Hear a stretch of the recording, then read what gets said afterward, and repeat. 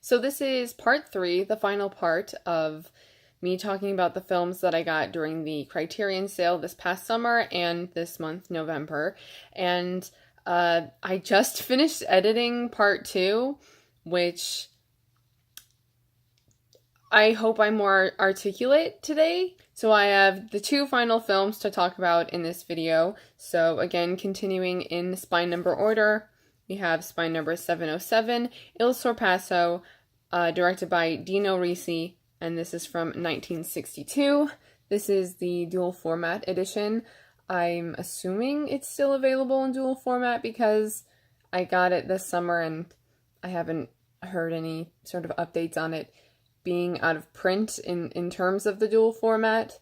So I got this knowing that it was an Italian road trip comedy film, and I posted about it. I posted a photo in one of the Criterion pages of what I got this summer, and I was like excited that I hadn't seen most of them and I wanted to watch them, obviously.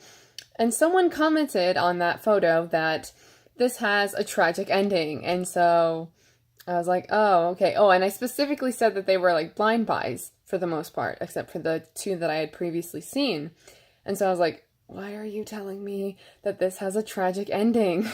Don't do that. And although I, learned that from that comment, I sensed that something bad was going to happen. It just seemed like it was going to be all like fun and games throughout most of the film until we got to the end, and it just even from the beginning, I could tell that it wasn't gonna have a good ending. And maybe that's because the 2 main characters, there's Bruno, who's like this crazy outgoing guy, doesn't really care about anything, and Roberto, who cares too much about everything, and he's very much like a homebody and a student, and he is very studious, and Bruno just comes into Roberto's life like a tornado and just messes it all up. And then of course the tragic ending is that Roberto dies.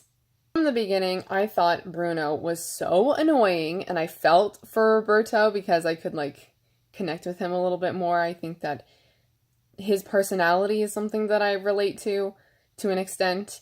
I also like that we got some of Roberto's feelings in a voiceover, we were hearing his thoughts, and he was just so conscious of all the moves that he was making. He was like, should I do this? When is this guy gonna leave? Should I go with him? What's happening? That kind of thing.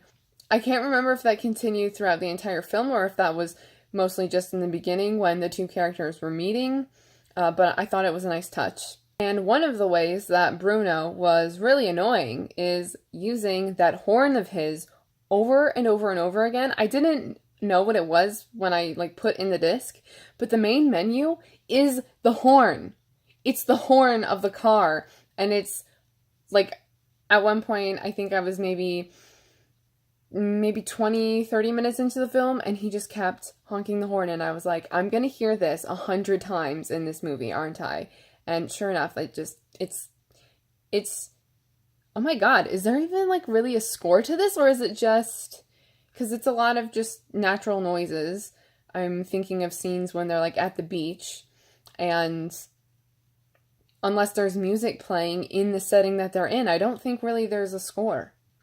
It's, I could be completely wrong on that, but I think it's very much the setting and just the film and what's happening with the characters that creates the score. Maybe upon rewatching it, I would find the Bruno honking the horn over and over again to be more funny and less annoying, especially because I would expect it.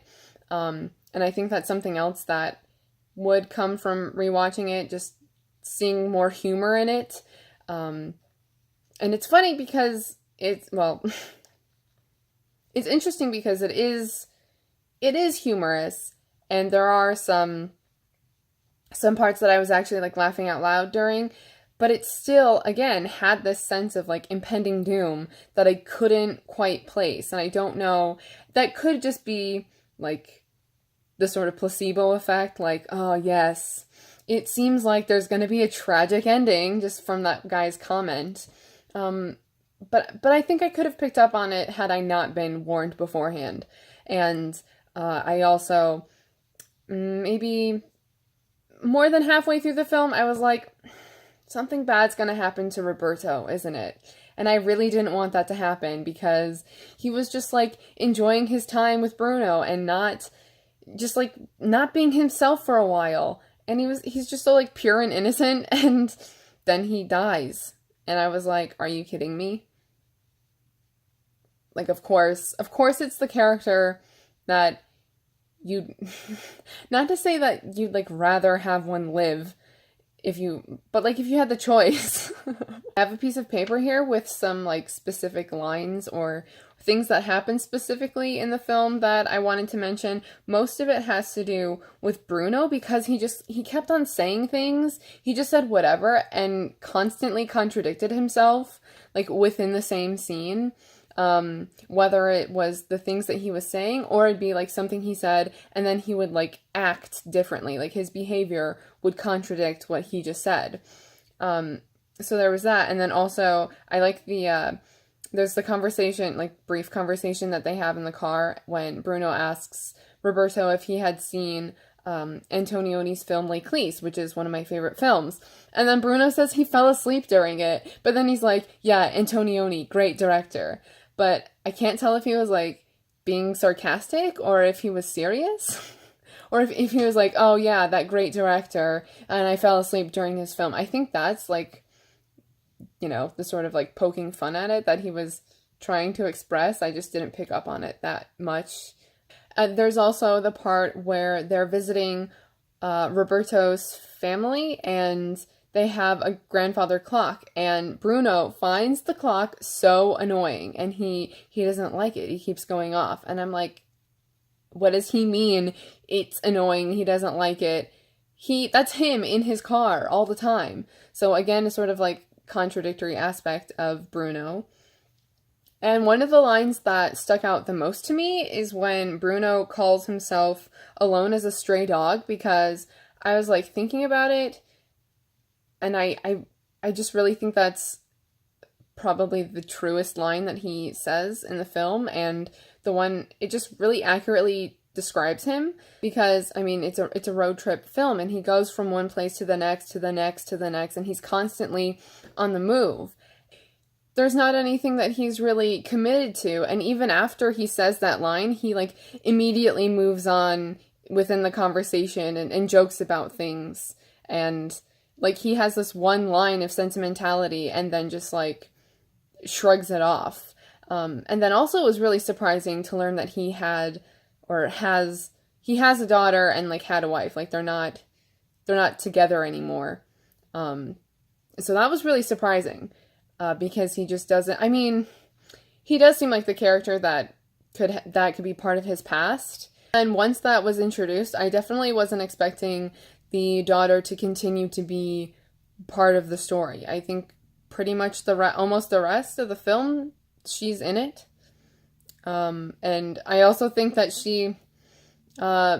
there's the interesting comparison between the guy that she's like dating and then like her father, because I think they're supposed to be the same age, or the guy she's dating might even be like older than her dad, and the guy's just like really mature and she's really mature, and it also contrasts with like, you know, Bruno, and then also his daughter seems to be more grown up than he is, which also could just be influenced by Bruno's behavior, by her father's behavior, and not wanting that sort of life, and so then going out and not having that life. And then, of course, at the end, Roberto just like continues being with Bruno, which I kind of like I start to like their friendship, and I think for a while I did kind of lose myself in the friendship that they had, and even it's an odd friendship. Like, is it really friendship? It seems definitely more like an acquaintance, but Roberto finally kind of opens up towards the end, and then he's like, yeah, okay, I'll just continue on this adventure with you, and so he does. And then Bruno wants to go faster, and yeah, they both just want to go faster in this car and pass trucks and other cars, and then I'm like, oh my god, this is where it's not going to end well, isn't it? And then crash, topple down a cliff, Roberto dies. And actually, when it cuts to, like, Bruno yelling, I think I've seen that before. Like, I don't know if it's because I'd seen a clip from the film before, or if I had seen it, if it was, like, on TCM, and I happened to turn my TV on at the same time that part was on TV, if you get what I'm saying. But I swear that looked really familiar. I swear I've seen it before, but now I know that it's from this film. And again, even though I knew it had a tragic ending, it still just, like, hits you out of nowhere, just like the truck. Is that... that's too far. And then, lastly about it, you'd think that Bruno doesn't really care about Roberto, but really at the end, you can see that he's actually sad that not that he wants anyone to die or get hurt. He just wants, people, specifically someone like Roberto, who was just, like, inside studying all day. Why would you study all day when you can be out partying? But he just wanted Roberto to sort of live for a day and take chances, but not die. And especially because in the beginning it seems like Bruno is really using him. You can tell that at the end he really did care about Roberto, and it's just sad that it ended that way. But that's the way it ended, and I'm not, like, upset at that either. I don't mind if a film or a book has, like, a tragic ending, or if, like, people die. I kind of expect that from anything to be, yeah, I really do. It makes it more realistic, I guess. And I'm not going to get into them, but I did really like the supplements on this, just learning more about Dino Risi and his films, and also something that I was wondering when I was watching the film was, like, how well did the two actors actually get along? And it seemed like they did, and the actor who plays Bruno, Vittorio Gassman, he's a lot different from the character of Bruno, and people were surprised that he would be considered and take a role like that. So that was interesting. And I also learned more about what is called Commedia all'Italiana. Sorry for the mispronunciation, but that is a genre of Italian comedic films that I wasn't aware of before. So yeah, I think this is a great release. And then the last film that I have to talk about is Ghost World from 2001. It's spine number 872. It's a pretty recent release, and it's directed by Terry Zwigoff. And I really like they got Daniel Klaus, who is the author and illustrator of the graphic novel, which I have. So here's the cover of the Criterion release, and then here's the graphic novel. And actually, I think the graphic novel, this is like the US version, and I think there's a UK version that actually looks more similar to this. Even though, yeah, because I think this one was done after the release of the film and has more of, like, this looks more like Thora Birch, doesn't it? Who plays Enid? Okay. I thought about rereading this before watching the film, but that didn't happen. But now I rarely watch a movie and then read a book, whether it's something that I've already read before or not. And so after watching the film again, it'd be interesting to now compare the movie to the book instead of sort of the other way around. Usually I read a book and then watch a movie. Okay, enough about the book, the movie. So this is one of the films that I picked up that I had already seen, and it's actually the DVD. I don't know who released it before, but the regular studio DVD release is really hard to find, so I'm really glad that Criterion it's now on Criterion and available for people to watch. So I watched it again, watched all the supplements, and then watched it again with the commentary, which I really enjoyed. I've been more aware of watching films with the audio commentary and trying to do that more often because I like to absorb as much information as possible on the making of a film, even if it's just like fun stories from the actors or the director. And it seemed like this one definitely had some fun stories, in particular with, I'm forgetting her name. Hold on. Elena Douglas. She plays the art teacher. She's so funny. Like, Terry Zwigoff just gave her, like, wanted her to play the role, and she took it to, like, a whole other level. Like, she's definitely one of the most memorable characters, which I think is a trait of this film. It's just one of those movies with a bunch of weird, memorable characters and one-line moments. And I think a lot of those lines are from the teacher. Like, she's my favorite. Is she my favorite character? She's just so funny. And she made, like, this short film for the teacher. Like, Elena Douglas, she took it to a whole other level. And she was just like, okay, I feel like she should be this teacher who, like, wanted to be, like, a filmmaker or something. And now she's just, like, she's stuck teaching, but she still wants to, like, really inspire the children, and so she made she's showing the kids this film that she made, and so Alana Douglas, is it Alana or Elena? Have I been going back and forth between those two pronunciations? Well, she made the short film, and I can't remember what it's called. Father Mere Father? Mere Father Mere, something like that. And yeah, it's just ridiculous and hilarious. And she's a cool character though. Yeah.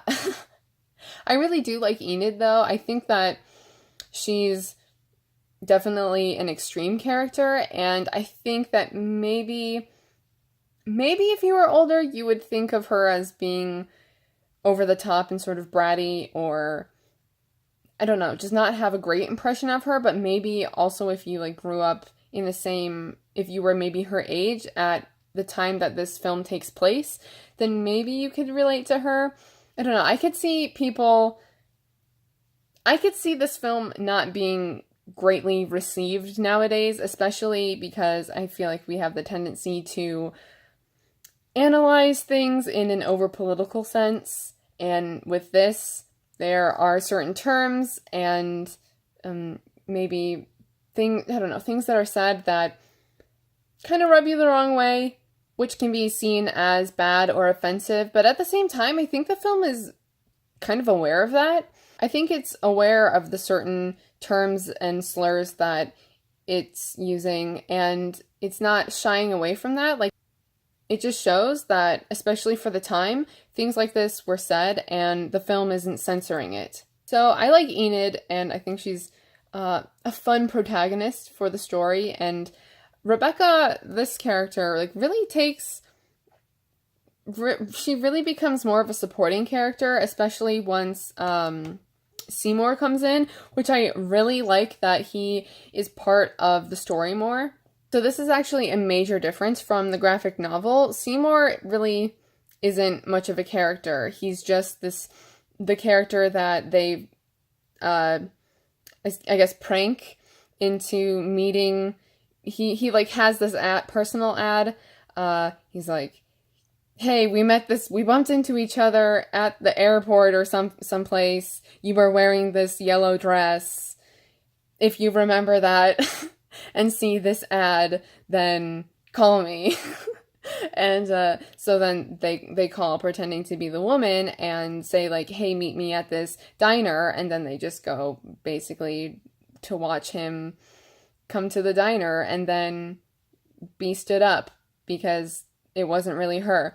And that's all that's in the graphic novel. But in the film, they run into him again. He's like selling records at this sort of garage sale or apartment complex sale of things, and then Enid finds out that she actually has a lot in common with Seymour, like they have common interests, and he's like this middle-aged man who is just really out of place and uncomfortable, and totally, but he's uncomfortable, but like only in comparison to like everyone else. He just hates everyone else, and that's also Enid. Wow, okay. Am I like really gonna get into it here? Yeah, so he and Enid end up having a lot in common, and I'm glad that this is like a relationship that's like explored more in the film and actually part of the film, and instead of it just being that like diner scene. And I think that some people don't like that. I've seen a few reviews of like, or I guess comparisons of the graphic novel and the film, saying that it's something that they didn't like about it. Like, the film isn't the graphic novel, but I like that it's different. And lastly, I had mentioned that I really liked the audio commentary, but also just the interviews with the cast and crew. Well, I think it's just the cast that, yeah. The interviews are just with Thora Birch, Scarlett Johansson, and Elena Douglas, and that was probably my favorite supplement because you could tell that the cast really understands the characters. Like, specifically, Thora really understands Enid, and it made me kind of see her, not see her in a different way, but just have a deeper understanding of her character, especially in context with, like, the end of the film, and Enid just, like, going off on this bus that, where is it going? That bus isn't even supposed to be there. It has this sort of ambiguous ending, but I really like it. It also, the film looks like it takes place, it's supposed to look like it could take place anywhere, but to me, it seems really specific. It's, I don't know, it's a world that I don't think is like here.